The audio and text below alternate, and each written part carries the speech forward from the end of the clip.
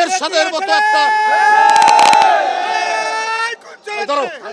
আরেক সংবাদ সম্মেলন হচ্ছে, এখানে স্লোগান দিয়ে খুর পার্টি এবং পায়ের রক কাটা পার্টি, এরা কারা এদেরকে জনগণ জানে না।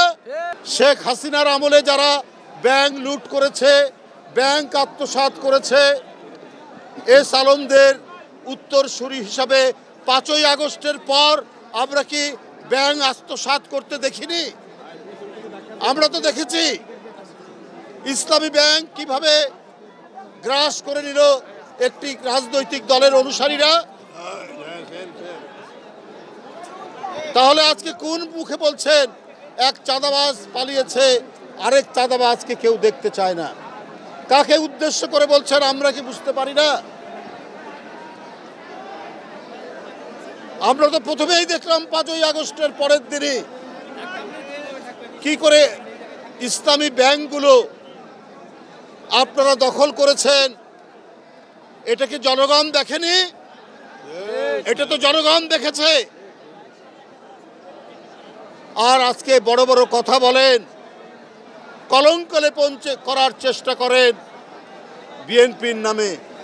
পাড়া মহল্লায়, জেলায় জেলায় অনেক টার্মিনাল দখল সহ, অনেক সিএনজি স্ট্যান্ড দখল সহ, অনেক টেন্ডার ভাগাভাগির মধ্যে আপনাদের লোকরা কি জড়িত নেই?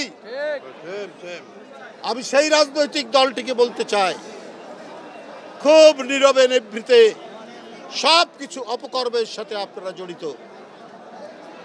শেখ হাসিনার ব্যাংক আত্মসাতের পর, 5ই আগস্টের পর আপনাদের আত্মসাতও তো জনগণ দেখেছে। আমরা হাসিনার আমলে দেখেছি চাপাতি লীগ, হেলমেট লীগ, বন্দুক লীগ, আবার জনগণ তো এটাও জানে খুর লীগ এবং খুর পার্টি এবং পায়ের রক কাটা পার্টি, এরা কারা এদেরকে জনগণ জানে না। কারা পায়ের রক কাটে তাদেরকে তো জনগণ ঠিকই জানে, চেনে। সুতরাং খুব ঘোলা পানিতে মাছ শিকার করার চেষ্টা করছে। আপনাদের 71-এর অর্জন কি? আপনারা 71-এর বিরোধিতা করেছেন। জিয়াউর রহমান স্বাধীনতা ঘোষণা দিয়েছেন। এই গৌরব বিএনপির, 71-এর গৌরব, 90-এর গৌরব, এই গৌরব বিএনপির। কারণ সেদিনও আপনারা শেখ হাসিনার সাথে আতাত করে আপনারা এরশাদের মতো একটা আরেক সংবাদ সম্মেলন হচ্ছে, এখানে স্লোগান দিয়ে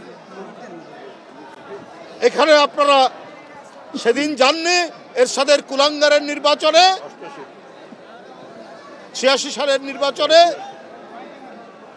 এটাও তো জনগণ দেখেছে।